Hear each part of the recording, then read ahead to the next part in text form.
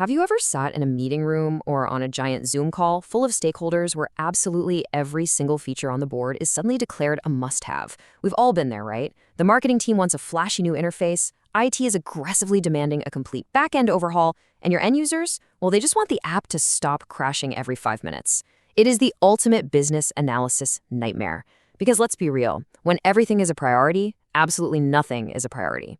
Hello, everyone, and welcome back to the BA Club. I'm Shipra Gupta, and today we are going to untangle this exact mess. If you enjoy our deep dives into the world of business analysis, please take a quick second to hit that like button, subscribe to the channel, and make sure you check out the other explainers in our playlist. Today, we are exploring a really fascinating, highly effective requirement prioritization technique called Kano Analysis. So grab a coffee, get comfortable, and let's dive right into this. This right here is the million-dollar question, isn't it? Literally, how do you actually decide what to build when your stakeholders want everything under the sun? In product development and business analysis, we are always working against the clock. We have limited time, we have a limited budget, and we definitely have limited resources. We simply cannot build it all. So, to make this concept super practical for you today, we're going to use a running story throughout this explainer. I want you to imagine that we are the business analysis team, and we've just been tasked with prioritizing features for a brand new hotel booking app. We have this massive, sprawling list of potential features, but we need to figure out what will actually make our users download the app, absolutely love using it, and most importantly, keep coming back. We need a framework that cuts through the noise and tells us what truly matters to the user. So here is exactly how we are going to break this down for you today. We'll start off with a quick intro to Kano analysis. Then we'll cover basic and performance needs, followed by excitement needs, and then the dangerous ones, indifferent and reverse needs. After that, we'll walk step by step through the implementation and finally wrap up with the pros, cons, and some comparisons. Okay, let's start with the foundation, Section 1. What exactly is this technique and why is it such a game changer in business analysis? Kano Analysis is a prioritization framework that categorizes product requirements based on a very specific, unique set of criteria. It looks at how those features influence user satisfaction and their actual emotional response. Now, what's really interesting about this definition is that laser focus on emotion. Think about it. Traditional prioritization usually looks purely at things like business value or urgency or technical risk. Kano Analysis totally flips the script on that. Instead, it asks, how is the user going to feel if we include this feature? And conversely, how will they feel if we completely leave it out? By evaluating our requirements through this lens of customer satisfaction, we can strategically choose to build a product that doesn't just function on a technical level, but actually delights the real people using it. Moving right along to Section 2, let's see how this all builds into specific actionable categories. The Kano model breaks down user preferences into distinct buckets. We're going to start with the two most fundamental ones, basic and performance needs. First up, we have our basic needs. These are the absolute baseline expectations. They are the essential core features that your users completely take for granted. Now, here is the really tricky thing with basic needs. If you execute them perfectly, your user satisfaction will not go up even a tiny bit. They just expect it to work. It's like having a steering wheel in a car. You don't get excited that it's there, right? But if you fail to deliver a basic need, or if it's missing entirely, it causes extreme vocal frustration. Users will abandon your product instantly. These are the absolute must-be qualities of your product. Without them, you don't even get to play the game. Let's apply this directly to our hotel booking app example. What would the basic needs be?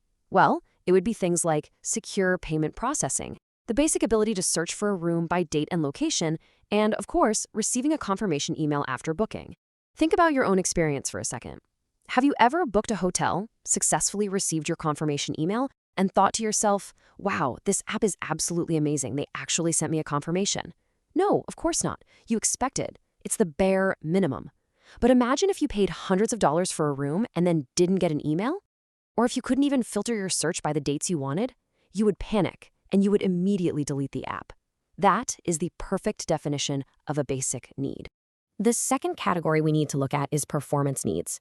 In the Kano world, these are also known as one-dimensional needs, or linear satisfiers. With performance needs, user satisfaction is directly proportional to the quality or the quantity of the implementation. Quite simply, more is better and less is worse. The better you execute these specific features, the happier your customer is going to be. And if you do a poor job, they will be proportionately unhappy. It is a straight linear line of satisfaction up and down. So, returning to our hotel app. Performance needs would include things like lightning-fast app response times, incredibly high-resolution room photos, and a really broad selection of hotels to choose from.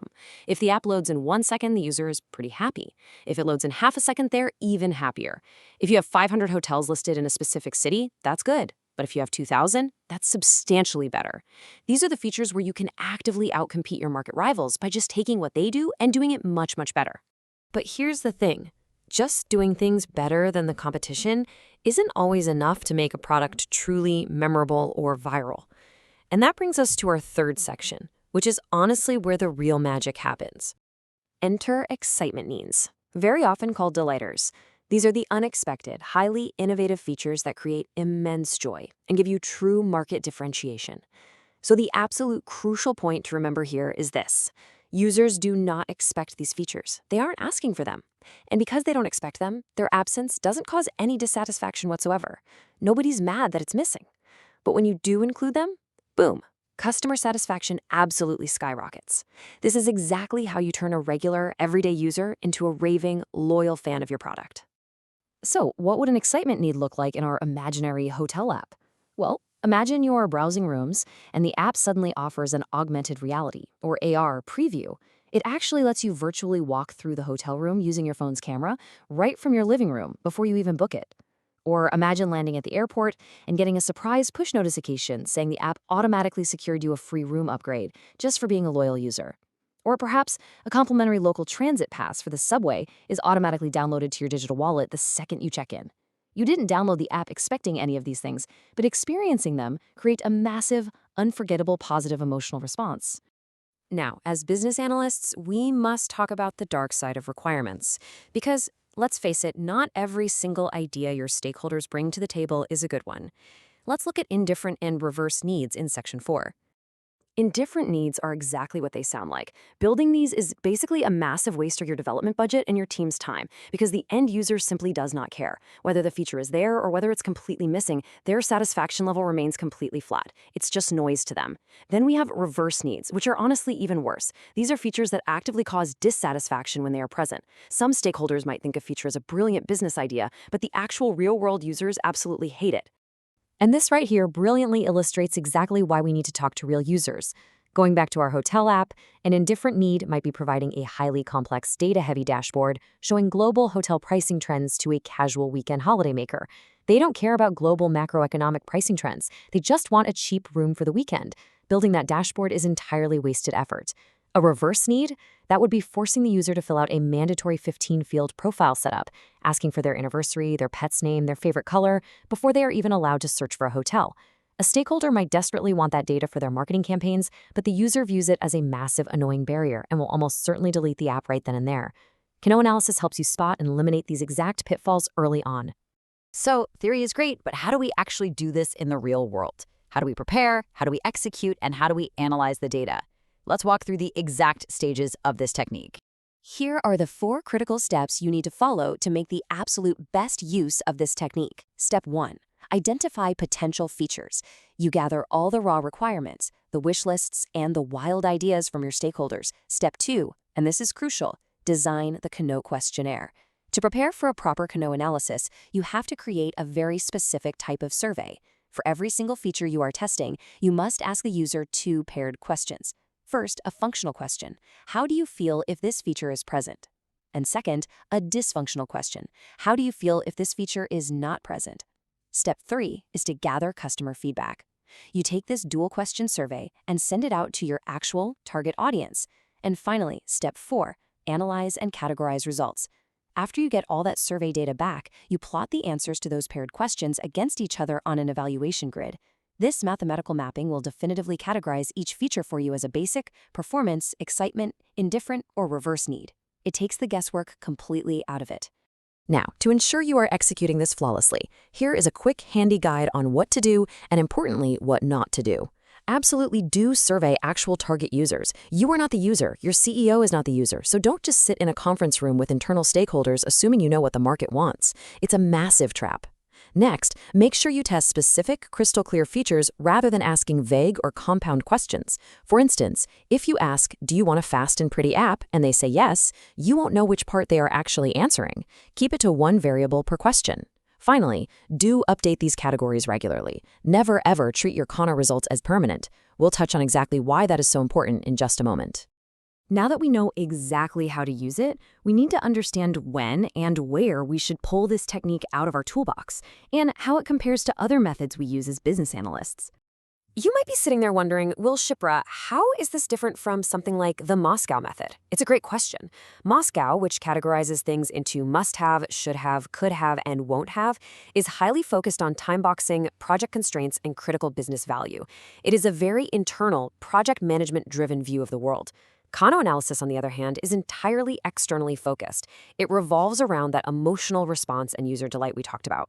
You should definitely use Kano when your primary goal is to maximize market adoption, massively improve user satisfaction, and figure out how to stand out from your competitors. Honestly, often the best approach is to combine them.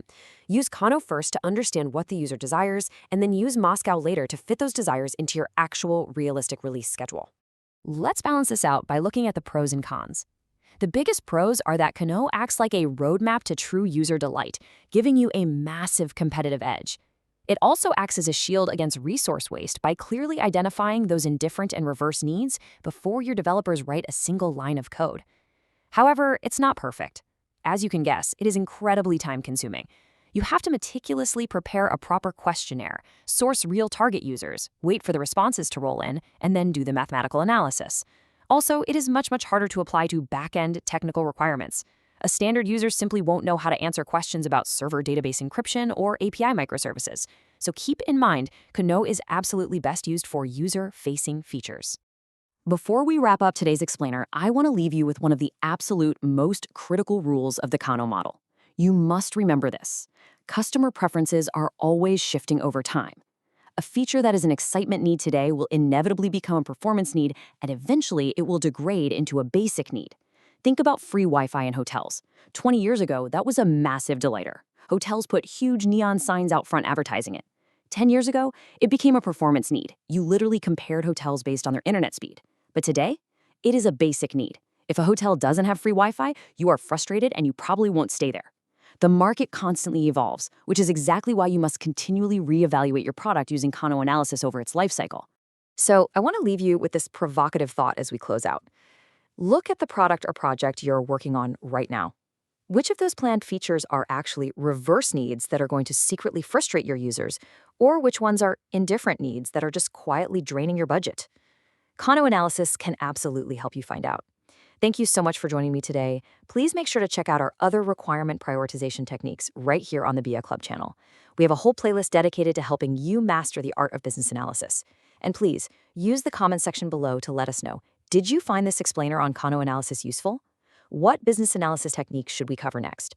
I love reading your thoughts. I'm Shipra Gupta, and I will see you in the next one.